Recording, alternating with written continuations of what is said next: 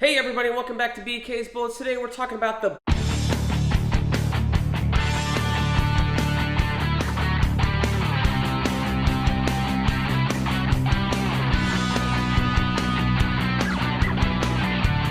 Hey everybody, welcome back to BK's Bullets. As always, I'm your host, Brent, and today we're talking about The Rock's Black Adam movie. Yes, I went and saw it. Not to say that you don't have to. I think this movie is better than people were expecting, and at the same time, exactly what people were expecting. So, for months and months, for years, we've been promised Black Adam Dwayne The Rock Johnson as Black Adam. I think he signed on in, 2007, and they announced it. It was actually happening in 2014. All this stuff has been in the works forever. To just put it in perspective, The Rock still had hair on his head when he was signed on to play Black Adam. And I think this was in the, this was back when Christian Bale was still Batman. So this is 2 Batmans ago, how long this has been in the works or promised to the fans. Why has it taken so long? I have no idea. I would think that once the Shazam movie came out, this would have been steamrolled into production right after that. And that Shazam movie came out 5 years ago, and they already have a sequel coming out, I think next year. They keep pushing it back because I don't think WB under Discovery wants to make any more Warner Brothers films. Or DC films are just gonna keep the ones they have and stage them out until they figure out what the fuck they're doing.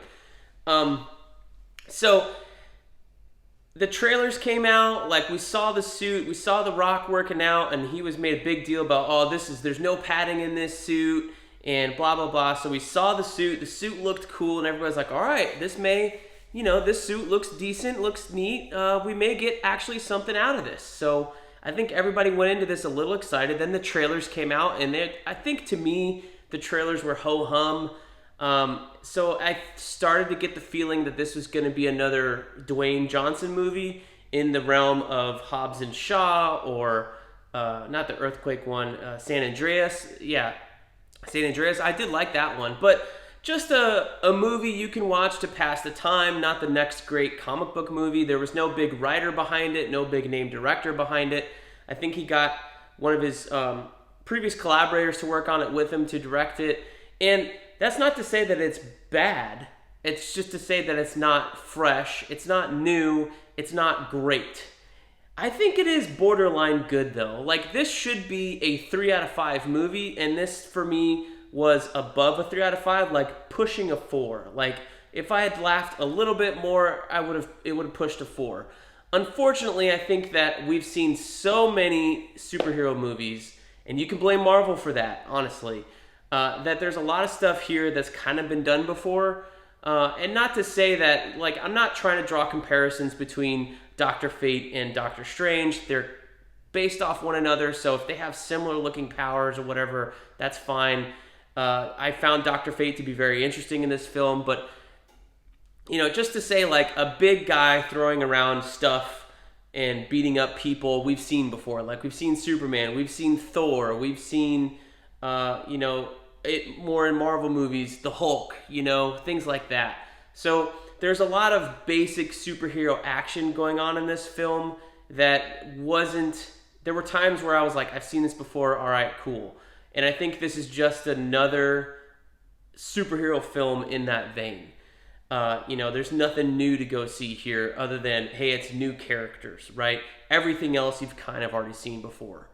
I will say, though, this is very well produced, not in terms of story, but in terms of visual quality. There was no point in time here in the main chunk of the film that I was looking at any of the special effects and going, ugh, that looks bad. Literally every single scene probably has a CGI shot in it, and every single scene has flawless visual effects. Not flawless that you couldn't tell that they were VFX, but flawless in that they matched the film's tone and style, and they just blended in with the background kind of thing. They didn't stand out, they didn't look terrible. Dr. Fate looks fantastic. Atom Smasher, his visual effects look fantastic. Hawkman. Hawkman's visual effects are fantastic. And I'm talking about the wings, man. I'm talking about the wings. Anytime he's flying, he's actually flapping the wings, which is a take I really liked. I've never thought about that before. I feel like, I don't remember if Justice League United or Justice League Cartoon had Hawk Girl flapping her wings at all. I think she just kind of took off. Cheaper animation. But here in the film, that motherfucker is flapping his wings. He's not just floating with wings. He is using them to propel himself through the air like a bird would. That was really cool to see. And anytime his wings were out, honestly, like, they looked really good. And they did not, I don't know what they did, but it didn't distract from the real armor that Aldous Hodge was wearing. I really liked him as Hawkman. I felt like, I would want to see more of Aldous Hodge as Hawkman. And I gotta say, in terms of well-produced, this is a Hawkman that wears his helmet almost all the fucking time. And I've gotta say, for characters who are supposed to wear helmets, props to Aldous Hodge for not taking it off, or props to the producers, the production team, the director, whoever decided that if you're Hawkman, you're gonna be wearing this Hawk helmet most of the time if you're fighting.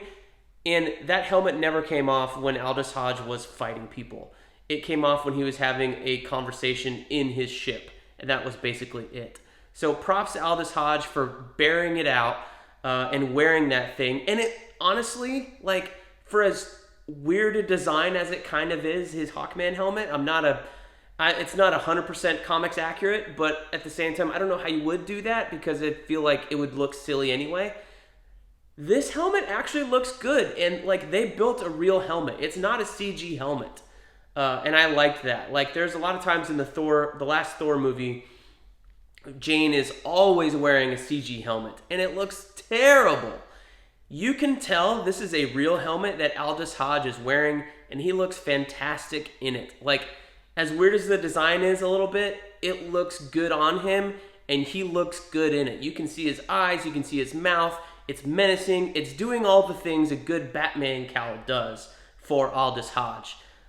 So props to that, and for not doing the CG helmet thing that Jane Thor did in that last film. This even looks better than the helmet they came up with for Thor in that first film. His helmet in Thor: Love and Thunder he had on for a split second. That looks CG to me too. So having really well done costumes goes a long way for this film, I feel like. There's a lot of things I was like, wow, they really did push the limit here in terms of effort. You know what I mean? Cyclone, looks cool. I really like her look. I gotta say, for all you fucking haters out there hating on this Little Mermaid girl, you see Maxine Hunkel here. I'm sorry, I don't know the actress's name, but she is gorgeous black woman with red hair. And I feel like the Little Mermaid girl, Halle Bailey, it's going to be the same thing. She's going to look gorgeous on screen. This girl playing Cyclone looked gorgeous on screen. And I really liked the twist they had with whenever she was using her powers. Like, when she wasn't using her powers, her hair was done up. It was in an updo. And then when she was out in the Cyclone, they had it in the, just all hanging out there, just whipping around, these big curls. These big red curls everywhere, and it added to such a dynamicism of her powers and her using her powers that it was a visual treat to watch her work, because you knew her hair was everywhere. Her hair looked great. Her costume looks cool. It harkens back to like the Wicked Witch costume from Wizard of Oz. That was definitely a thing they were going for, because she's got a little flying monkey backpack on her first appearance in the film. I thought that was really fun. She looks fantastic. Noah Centineo, I've seen him before on some of these Netflix rom-coms. He does an okay job. His Atom Smasher's good. His suit looks good. Like, again, everybody's suit in this film looks good. Dr. Fate, I think, is wearing a CG suit every time he shows up. He's the only one, I believe, that's wearing a CG suit, and his doesn't look CG. Anytime he puts the helmet of Fate on, like, I know it's a CG character because he's got all these weird, like, reflecting gloves and stuff like that, but in terms of CG characters, he actually looks good. He doesn't look terrible, and his CG suit, when he takes the helmet off, and there's only a couple of shots where it's Pierce Brosnan's head without the helmet on,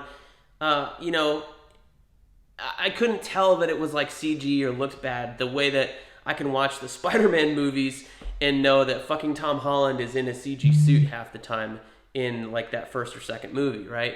Because you can tell there's no wrinkles, there's no stretches, that kind of thing. So really, really enjoyed the film for that level.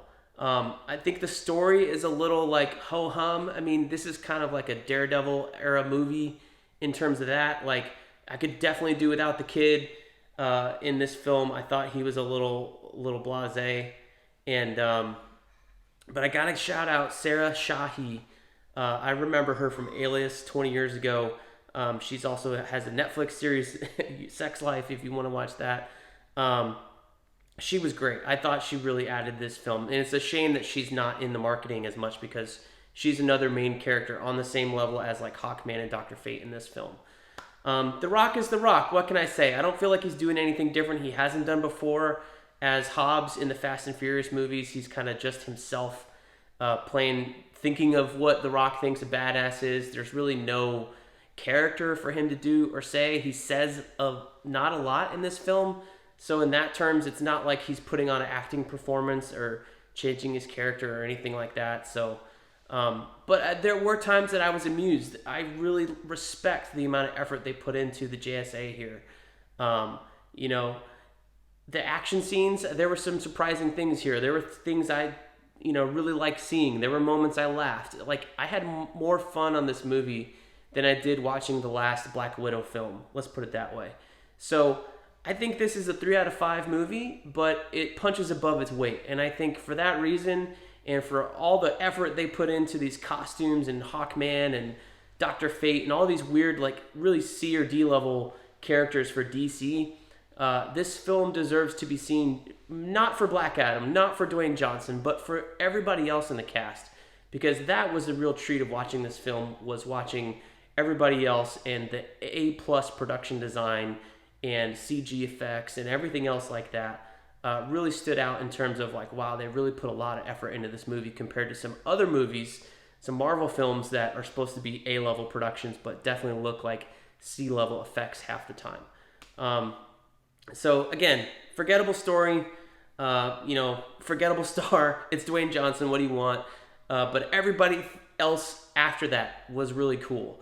All the production design after that I thought was cool. The costumes are cool. The effects are cool. So skip all that other stuff and just come if you just want a fun blockbuster just to kind of numb your brain. I really did kind of enjoy sitting there watching this film. So thank you guys for watching. Let me know down below what you thought of Black Adam. We will see you guys next time in the Funny Pages.